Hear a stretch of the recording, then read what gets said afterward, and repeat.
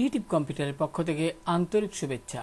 প্রিয় শিক্ষার্থী, আজকে আমি আপনাদের দেখাবো এই ধরনের একটি স্মার্টফোনের জন্য সোশ্যাল মিডিয়া পোস্ট ডিজাইন কিভাবে তৈরি করবেন সেই প্রক্রিয়াটি।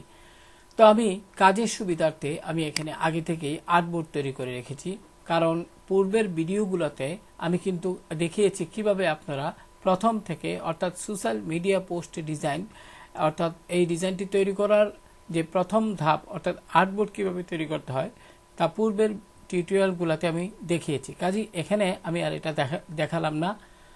তো এখানে আমরা যে কাজগুলো করব সেটা হলো, এখান থেকে লক্ষ্য করুন আমরা শুধুমাত্র এই যে ব্যাকগ্রাউন্ড কালার সেটা চেঞ্জ করব। এই জন্য এটার লেয়ারটাকে একটু যাচাই করে নিব। আইকনে ক্লিক করে এবার এখানে ডাবল ক্লিক করব।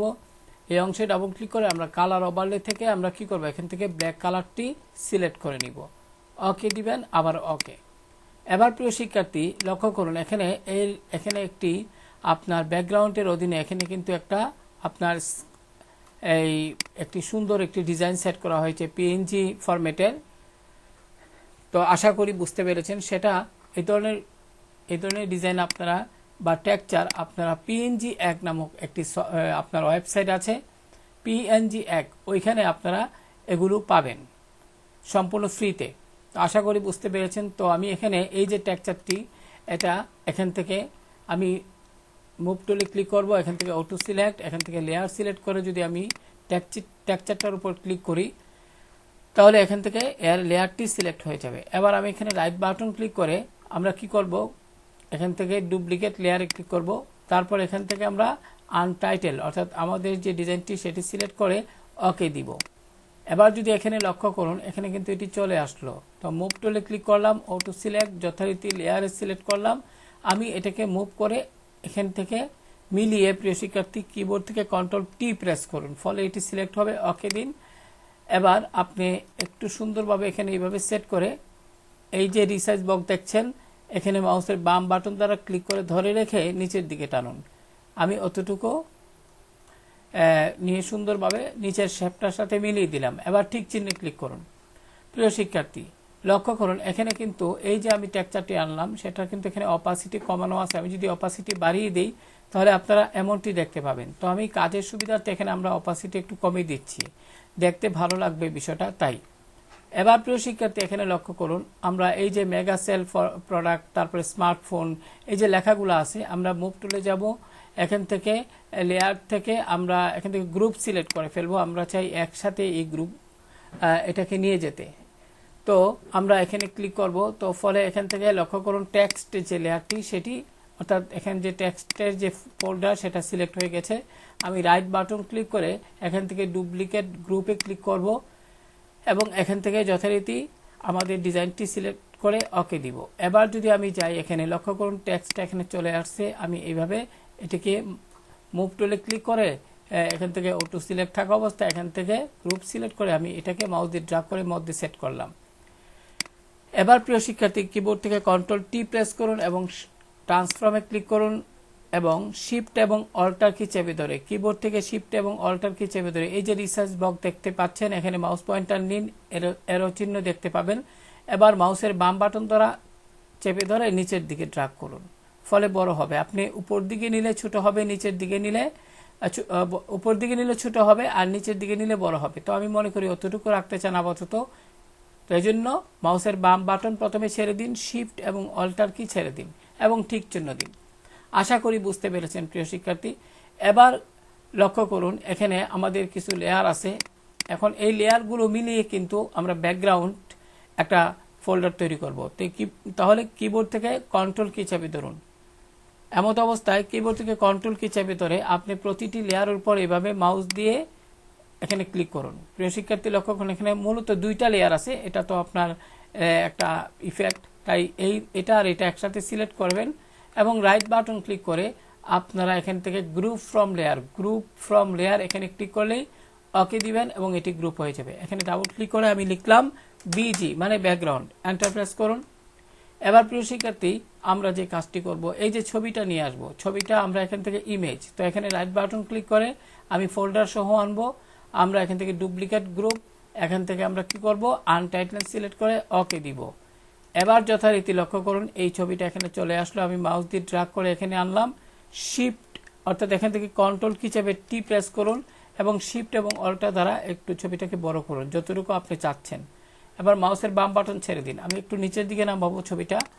প্রিয় শিক্ষার্থী, এবার আমি এখানে মুভ টুলে যাব, এখান থেকে গ্রুপ সিলেক্ট করব এবং এই যে টেক্সটগুলা এগুলো একটু উপরের দিকে উঠিয়ে দিব। আমি অতটুকু পর্যন্ত রাখলাম। এখন প্রিয় শিক্ষার্থী, আশা করি বুঝতে পেরেছেন। এবার যে বিষয়টা সেটা হলো এখান থেকে এই অংশটুকু, এগুলো তো আপনারা পারবেনই, অর্থাৎ কল ফর ডিটেলস এগুলো লিখতে। তো আমি এখান থেকে মুভ টুল গ্রুপ সিলেক্ট করে আমি এটাতে ক্লিক করব, ক্লিক করে কন্ট্রাক্ট রাইট বাটন ক্লিক করে আমি এখান থেকে ডুপ্লিকেট গ্রুপে ক্লিক করলাম, এখান থেকে ডিজাইনটা সিলেক্ট করে দিলাম, ওকে বাটনে ক্লিক করুন। ফলে প্রিয় শিক্ষার্থী লক্ষ্য করুন এখানে কিন্তু এটি চলে আসলো। আমি যদি দেখাই, এই যে একটু এখানে কন্ট্রোল জেড প্রেস করলাম, এই যে খুব আস্তে, আমি যদি জুমটা বড় করি তাহলে বুঝতে পারবেন এই যে লক্ষ্য করুন চলে আসছে।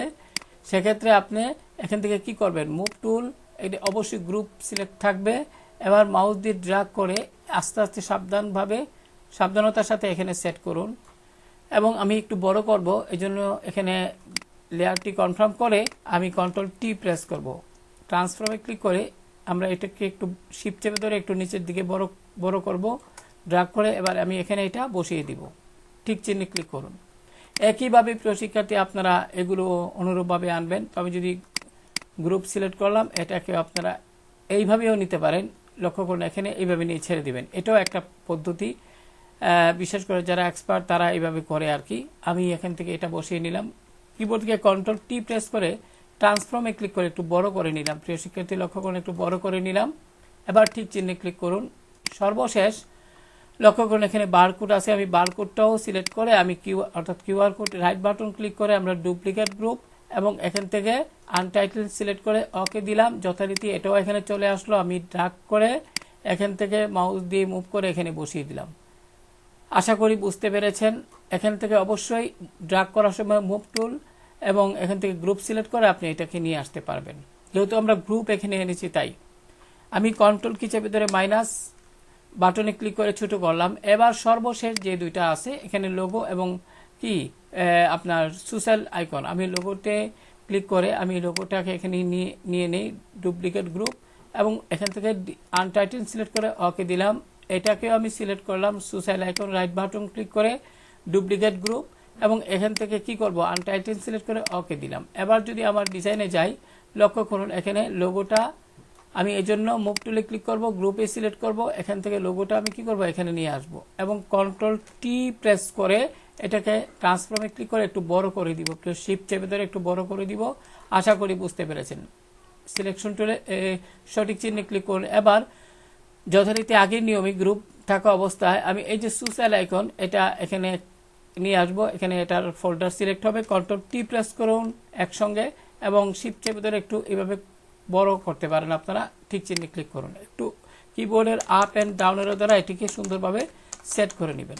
তো প্রিয় শিক্ষার্থী, এখানে আসলে এই যে ডিজাইনটা আমরা তৈরি করলাম, এখানে একটু আমরা গ্রুপ থাকা অবস্থায় এই যে বারকোড এটা একটু কন্ট্রোল টি প্রেস করে একটু ওকে দিস। প্রিয় শিক্ষার্থী খুব সাবধানের সাথে এটা করতে হবে। আমরা এখানে বারকোড দেখি তো এই যে এটার ফোল্ডার, কন্ট্রোল টি প্রেস করেন। এবার শিফট এবং অল্টা চেপে ধরে একটু বড় করে নেবেন, তাহলে দেখতে ভালো লাগবে। সঠিক চিহ্ন দিবেন এবং এখান থেকে কিবোর্ডের একটু আপ ডাউনেরও চাপলে সুন্দরভাবে উপস্থাপন করতে পারবেন। তো আশা করি বুঝতে পেরেছেন। মূলত আপনারা যারা এই যে আমি একটু বিষয় এখন দেখাই, টাইপ টুলে ক্লিক করবেন, এখানে টাইপ টুলে ক্লিক করার পর এখানে এই অংশে আপনারা সিলেক্ট করে লক্ষ্য করুন এখানে যে ফন্ট দেখা যাচ্ছে, লক্ষ্য করুন এখানে র্যামবার, এই র্যামবার ফন্টটা আপনারা অনলাইন থেকে ডাউনলোড করে তারপর টাইপ করবেন। ঠিক একইভাবে এই ফন্টটা যদি সিলেক্ট করি এখানে এই টেক্সটটা, তাহলে এখানে লক্ষ্য করুন এখানে ফন্টের নাম দেখাচ্ছে। আপনারা ইচ্ছে করলে কাগজে নোট করে এটা গুগলে সার্চ করে তারপর ডাউনলোড করে ব্যবহার করবেন। আমি ক্যান্সেল দিচ্ছি। তো এইভাবে এটা তো আরো, এটা মনে হয় কি ফন্ট দেখি, এটা রোবোটো ফন্ট আপনারা ডাউনলোড করে ব্যবহার করবেন যথারীতি, তারপরে বসিয়ে দিবেন। আর ছবি এখানে তো এই ধরনের পিকচার গুগল থেকে আপনারা সার্চ করবেন। তারপরে যদি পিছনে কোনো ব্যাকগ্রাউন্ড থাকে আপনারা সেটা ব্যাকগ্রাউন্ড কিভাবে রিমুভ করতে হয় এই সংক্রান্ত অনেক ভিডিও আমার টিউটোরিয়ালে আছে, সেটা দেখে নিলেই আপনারা এগুলো করতে পারবেন। আর এগুলো তো আমি অন্য ডিজাইনে দেখিয়েছি, যে কিভাবে আপনারা এই বারকোড এই বারকোড বা কিউআর কোড যেটাই বলি এটা এই ধরনের আইকনগুলো আপনারা ব্যবহার করবেন, ডাউনলোড করবেন ফ্ল্যাট আইকন থেকে। ওইখানে সার্চ বক্সে যদি আপনি কিউআর কোড লেখেন সঙ্গে সঙ্গে চলে আসবে এবং ডাউনলোড করবেন। তারপরে অনুরূপভাবে এগুলো তো আপনারা সবই পারবেন আশা করি। এখন আমরা এটাকে এই যে সবগুলো ফোল্ডার এখানে একসাথে করলাম। তো প্রিয় শিক্ষার্থী, কোনো কাজই কঠিন নয়। আপনারা যদি একটু ভালোভাবে চেষ্টা করেন, ভালোভাবে একটু বোঝার চেষ্টা করেন, তাহলে কিন্তু আপনারা এই কাজটি সুন্দরভাবে করতে পারবেন। তো আশা করি আজকের এই টিউটোরিয়ালটি আপনাদের যারা নতুন শিখতেছেন তাদের জন্য খুবই সহায়ক হবে। বিশেষ করে একটি কাজ যখন আপনারা শেষ করবেন তখন অবশ্যই এই যে কাজের, আমি যদি এখানে লক্ষ্য করুন গাইড দেওয়া আছে, আমি যদি কিবোর্ড থেকে Ctrl+H বাটনটি প্রেস করি কিবোর্ডে, তাহলে কিন্তু গাইডটা উঠে গেল। তারপরে আপনারা যাচাই বাছাই করে নেবেন যে এখানে সবকিছু ঠিকঠাক আছে কিনা। তাহলে আজকে এই পর্যন্ত, ভালো থাকুন, আল্লাহ।